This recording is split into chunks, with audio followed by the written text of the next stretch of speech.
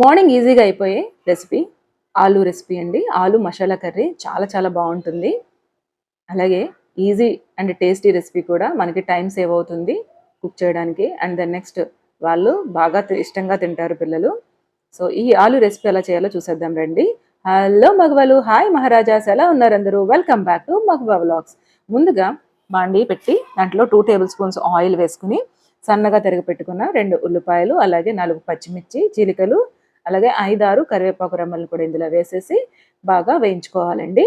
ఉల్లిపాయ కొంచెం తొందరగా మగ్గాలి అంటే కనుక చిటికెడు సాల్ట్ని కూడా వేసుకోండి. అలాగే ఉల్లిపాయ అనేది గోల్డెన్ బ్రౌన్ కలర్కి వచ్చేంత వరకు వేయించుకున్న తర్వాత ముందుగా మనము నీట్గా వాష్ చేసి పీల్ ఆఫ్ చేసేసిన బంగాళదుంప ముక్కల్ని కూడా ఇందులో వేసుకోవాలండి. చూస్తున్నారు కదా, ఇలా వేసిన తర్వాత 1 నిమిషం పాటు మనము ఈ ఆయిల్లో బంగాళదుంప ముక్కల్ని బాగా మగ్గించుకోవాలండి. బంగాళదుంప ముక్కలు కోసిన తర్వాత మనము ఇలా ముక్కల్ని గాల్లోనే పెట్టేయకుండా వాటర్లో కనుక పెట్టుకుంటే కలర్ అనేది చేంజ్ అవ్వకుండా ఉంటుందండి. ఈసారి ట్రై చేయండి. దీంట్లో ఇప్పుడు ఒక 1/2 టేబుల్ స్పూన్ వచ్చేసి అల్లం వెల్లుల్లి పేస్టు, అలాగే 1/2 టేబుల్ స్పూన్ వచ్చేసి హోల్ మసాలా పౌడరు, అలాగే 1/2 టేబుల్ స్పూను ఇక్కడ నేను పసుపుని కూడా వేసుకున్నానండి. ఈ మూడింటిని బాగా కలుపుకోవాలండి, ముక్కలకి బాగా పట్టేలాగా. మసాలా పౌడర్ అనేది మనకి 15 డేస్ నిల్వ ఉంటుందండి. ఎలా రెడీ చేయాలో నేను ఛానల్లో అప్లోడ్ చేశాను, ఒకసారి చూసేసేయండి.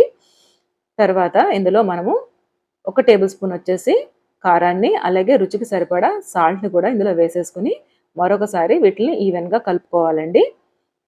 అలా కలిపిన తర్వాత ఒకసారి ఒక 1/2 నిమిషం పాటు మగ్గించుకోండి. కూర అనేది మగ్గుతున్నప్పుడు ఇంకా బంగాళదుంపలు అనేవి మనం ఉడికించి వేయలేదు కాబట్టి దీనికి ఒక 1/2 టీ గ్లాసుడు వాటర్ని యాడ్ చేస్తే దుంపలు మనకి 2 నిమిషాల్లో బాగా ఉడికిపోతాయండి. స్మాష్ అయిపోకుండా దుంప ముక్క ఎలా ఉందో అలాగే రావడానికి మనం కొంచెం వాటర్ కంటెంట్ని తక్కువగానే వేసుకుంటున్నామండి ఇక్కడ.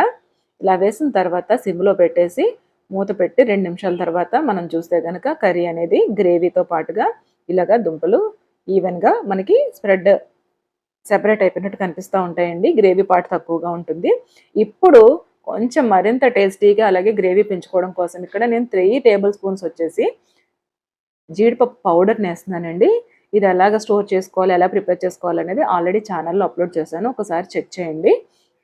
3 టేబుల్ స్పూన్స్ వేసేసిన తర్వాత ఒక్క 1/2 నిమిషం పాటు మనము దాన్ని ఒకసారి కలిపేస్తే కనుక మంచి ఫ్లేవరు అలాగే టేస్టీ అనేది తెలిసిపోతుందండి మనకు ఉడుకుతున్నప్పుడే. ఇప్పుడు స్టవ్ ఆఫ్ చేసేసి సర్వింగ్ బౌల్లోకి మనము ఈ గ్రేవీ కర్రీని తీసేసుకోవాలండి. సో మనము ఇది ఉత్తినే తినేయచ్చు, చాలా చాలా టేస్టీగా ఉంటుంది. సో పిల్లలకి రైస్లోకి చాలా ఇష్టపడతారండి. జీడిపప్పు వేస్తే జీడిపప్పును పక్కన పెట్టేసి తినే వాళ్ళకి ఇలాగ పౌడర్ని కనుక మనము కర్రీలో కలిపేస్తే వాళ్ళకి చాలా ఇష్టంగా తింటారు, నచ్చుతుంది కూడా. దీనిపైన మనం వేడిగా ఉన్నప్పుడే కాస్తంత కొత్తిమీరని కూడా వేసేసుకుంటే సరిపోతుందండి. టేస్టీ రెసిపీ కనుక మీకు నచ్చినట్లయితే లైక్ చేయండి, షేర్ చేయండి, సబ్స్క్రైబ్ చేసుకోవడం మాత్రం మర్చిపోవద్దండి. బాయ్ బాయ్ అండి.